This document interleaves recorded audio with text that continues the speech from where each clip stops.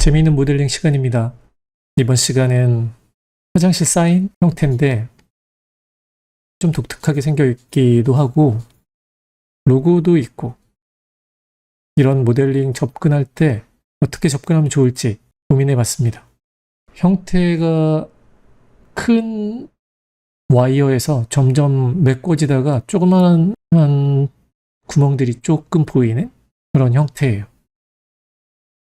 모델링으로 이렇게 만드는 게 생각처럼 쉽진 않죠. 간단한 사인인데 건축물이나 인테리어나 이런 데도 많이 사용될 수 있는 그런 구조라고 할 수 있죠. 여기 로고가 있는데 최근에는 AI가 많은 도움을 주고 있죠. 그래서 저도 AI로 만들어 보려고 합니다. 이 부분을 캡처받은 다음에 이 부분요. 그리고 챗 GPT에 로고를 만들어내라고 했습니다. 캡처받은 이미지를 페이스트한 다음에 사진의 화장실 로고를 순서대로 그리고 검정색으로 표현하고 배경은 흰색으로 만들어줘라고 했더니 깨끗하게 이렇게 만들어줬어요. 로고를 찾기 위해서 방황하지 않아도 되겠죠. 얘를 다운받은 다음에 특정 부분만 잘라서 사용하거나 약간 조절해서 사용하면 될 것 같습니다. 로고 만들기는 끝났고 모델링을 하면 되겠죠? 전체적으로 박스 형태이기 때문에 박스 형태에서 사이즈를 잴 때 여기 나눠져 있는 패턴들이 있는데 패턴에 마름모들이 있어요. 마름모가 맨 위에 보면 맨 아래도 마찬가지인데 여기가 모서리잖아요. 모서리인데 여기도 모서리고 아래쪽 모서리에 보면 마름모가 하나 그리고 옆에로 두 개가 있습니다. 위쪽 방향으로는 하나, 둘, 셋, 넷, 다섯, 여섯, 일곱, 8개가 있어요. 그래서 8칸, 2칸짜리를 박스로 만들면 되겠죠? 탑에서 보면 이렇게 만들면 됩니다. 그래서 2칸, 8칸 이런 식으로 여기를 만들어야 되는데 여기가 정사각형이 되게끔 해서 전체적으로 그 비율대로 수정하는 거죠.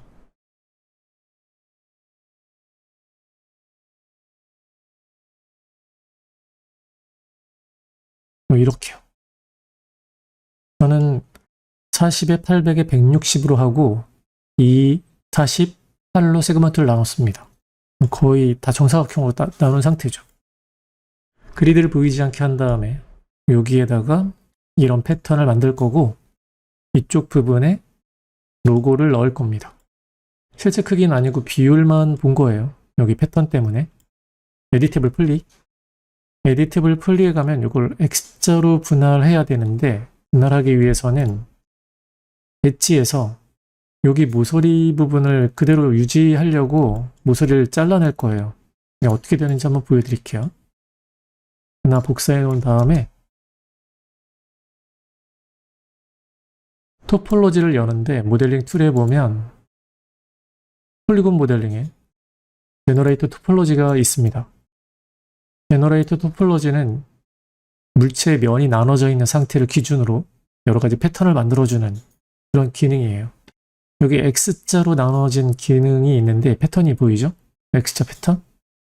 얘를 클릭하게 되면 X자가 됩니다. 근데 모서리가 없어지게 돼요.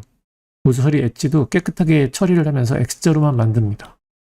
우리는 여기 모서리가 있어야 되는데 모서리가 없을 때는 문제가 좀 생겨요. 이렇게 한 다음에 익스트루드를 한다던가 이랬을 때 모서리가 없으면 모서리 쪽으로 이상한 형태가 만들어집니다. 모서리가 없기 때문이죠. 그래서 이렇게 하면 안 되고 토폴로지를 하더라도 이 모서리를 한번 끊어낸 다음에 하면 돼요. 이렇게 끊어낼 때 이 모서리가 딱 끊어진 부분이잖아요. 끊어진 부분이 어떤 의미냐면 3D Max가 기본 박스를 만들 때 이 측면들은 스무싱 그룹이 서로 달라져 있습니다.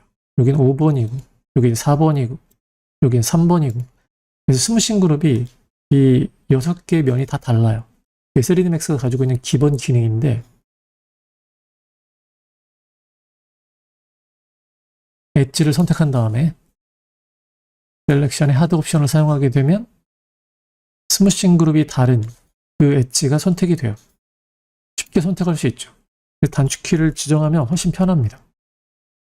많이 사용하는 기능이에요. 그 다음에 스플릿을 하게 되면 이 부분이 열리게 되면서 이렇게 분리가 됩니다.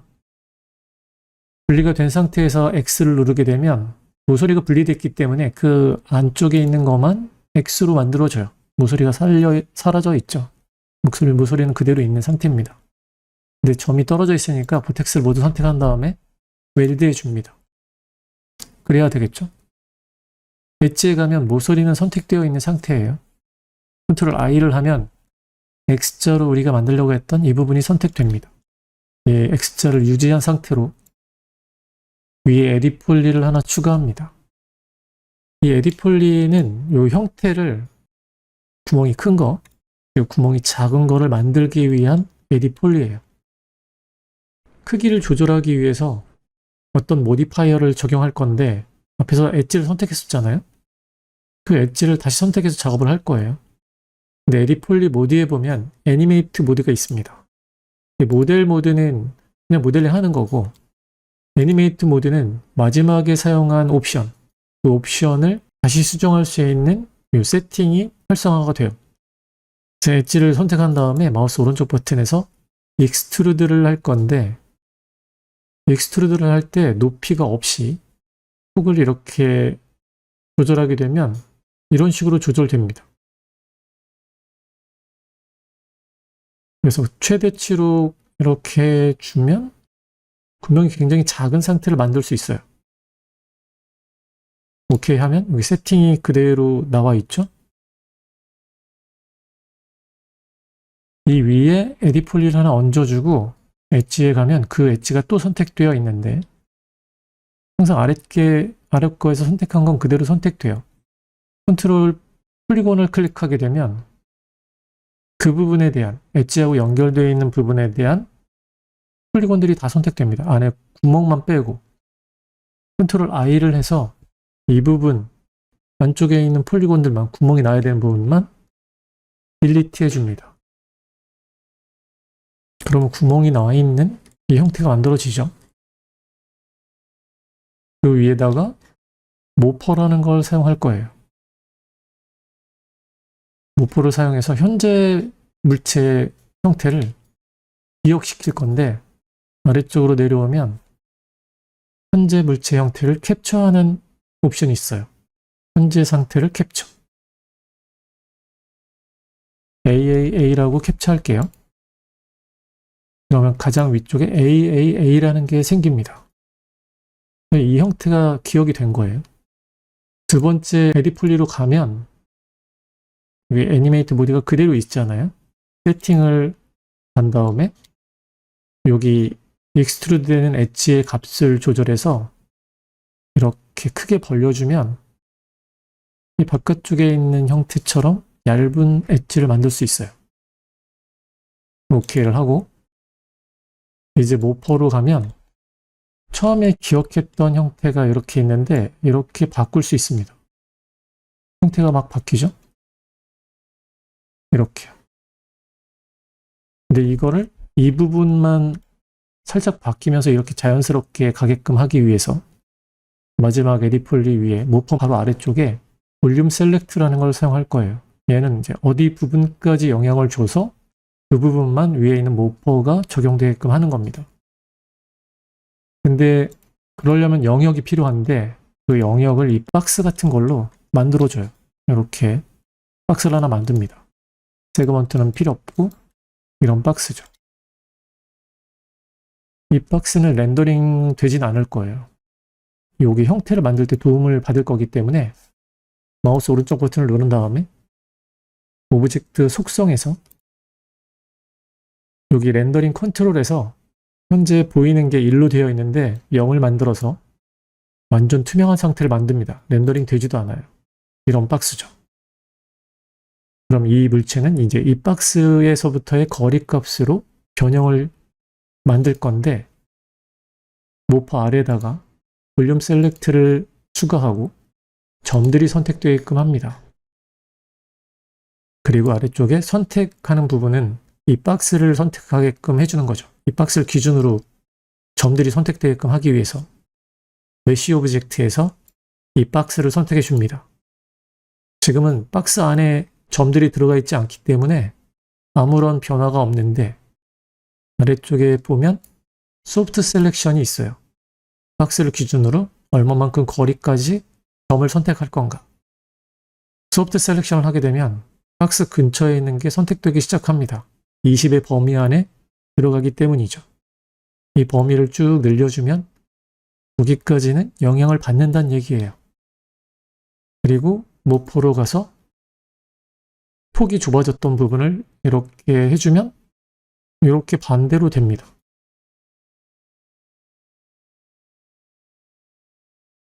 박스가 반대쪽에 있다고 하면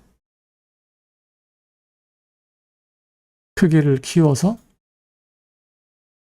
이렇게 가져올 수 있죠.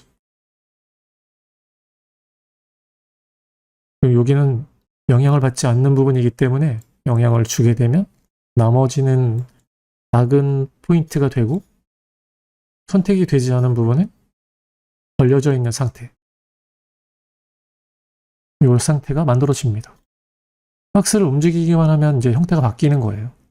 부드럽게 더 가게 하고 싶으면 볼륨 셀렉트에 있는 이 곡선의 형태 때문에 형태가 또 바뀌기도 해요.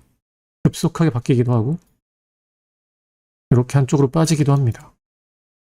그래서 두 개의 핀치하고 버블을 조절해서 이 곡선이 직선이 되게끔 해주면 아주 자연스럽게 수치가 변하는 그런 형태가 됩니다. 범위를 좀 조절해서 이렇게 만드는 거죠. 모포 위에 에디 폴리를 하나 추가하면 여기 선택된 점들이 깨끗하게 보입니다. 이제 박스를 움직여 볼까요?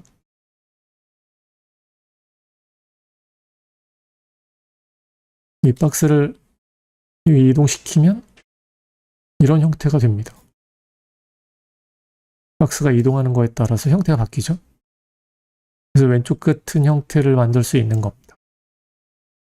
이렇게 되는 거죠.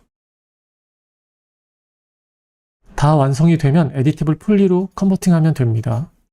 이 형태는 하나 복사해 놓고 얘를 에디티블 폴리로 컨버팅하면 이 박스는 이제 필요 없는 박스가 됐고 물체는 완성된 거죠. 이렇게요. 여기다가 사인을 넣어 볼까요? 사인을 넣기 가장 쉬운 방법은 재질을 먼저 줘야겠죠? 검정색 계열로 줍니다. 이 바디는 22 정도 되는 어두운 회색을 줄게요. 반사도 하겠죠. 글로시니스는 0.7 정도 줄게요. 그리고 반사가 너무 강하지 않게 조금 조절해주면 좋습니다. BRDF에 있는 포로프 값을 1.6 정도로 낮춰주면 조금 탁하게 됩니다.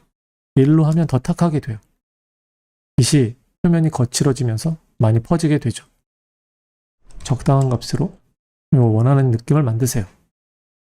적용.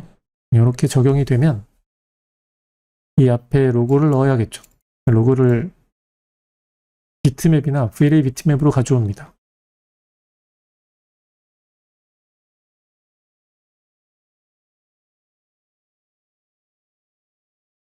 이렇게 V-Ray를 사용하면 V-Ray 비트맵을 사용하는 게 가장 좋아요. 이 박스 표면에 크리에이트 패널에 보면 V-Ray가 설치되면 V-Ray라는 그룹이 있는데 여기에서 디컬을 사용합니다. 이 표면에 사용해야 되니까 오토그리드를 켜고 사용하면 이렇게 쉽게 만들 수 있어요. 이 표면을 바로 선택할 수 있기 때문에 여기에 이 크기를 비트맵에 맞추면 이 비트맵 크기에 맞추면 정확하게 매핑을 할 수 있겠죠. 그래서 비트맵을 다시 한번 선택을 해주면 이렇게 바뀌게 됩니다. 원하는 위치로 이동을 시켜서 이렇게 이 부분에 로고가 들어가는데 재질을 흰색 계열로 하면 되겠죠? 약간 밝은 회색인데 약간 반사를 주고 약간 글로시하게 만들고 뭐 이런 느낌이에요. 얘를 이 디컬해 줍니다. 이렇게 보이잖아요? 제대로 보고 싶으면 얘를 마스크 오파시티 맵에 적용시켜주면 잘 보여요. 이렇게요. 네, 이런 거구나. 얘가 박스가 떨어져 있으면 안 되고 박스가 이 물체에 이렇게 표면에 들어가 있어야 됩니다. 그래야지 이 표면에 나타나요. 여기 보면 마스크가 있는데 마스크에도 얘를 넣어주세요. V-Ray 디컬의 마스크 인스턴스로 연결합니다. 이제 다 만들어졌네요. 퍼스펙티브에서 이렇게 보면 이런 형태죠. 위치를 조절하고 렌더링 해줍니다. 이런 느낌이 나오는 거죠. 바깥쪽에 있는 검정색이 반사가 많기 때문에 좀 더 어둡게 만들게요. 반사를 줄이고 금속 값을 좀 높여서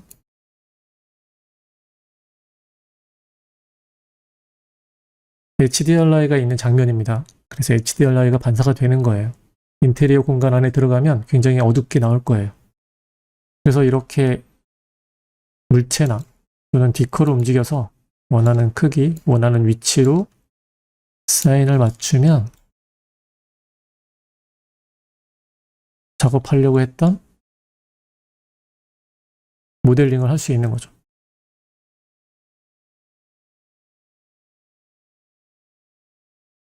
기본 형태가 렌더링 되고 있을 때 레이어를 이용해서 원하는 형태로 또 만들어 가면 돼요. 익스포저 뭐 여러 가지를 조절하면 더 멋진 느낌이 만들어집니다.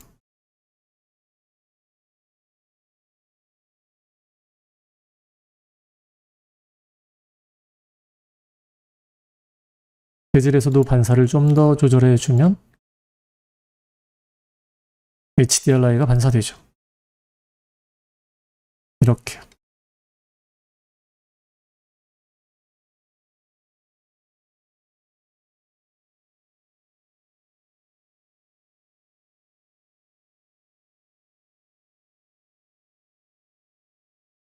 물체는 이렇게 날카롭게 꺾여 있는데 이런 것도 약간 조절해주면 더 멋진 작업을 할 수 있어요. 이때 V-Ray 재질 중에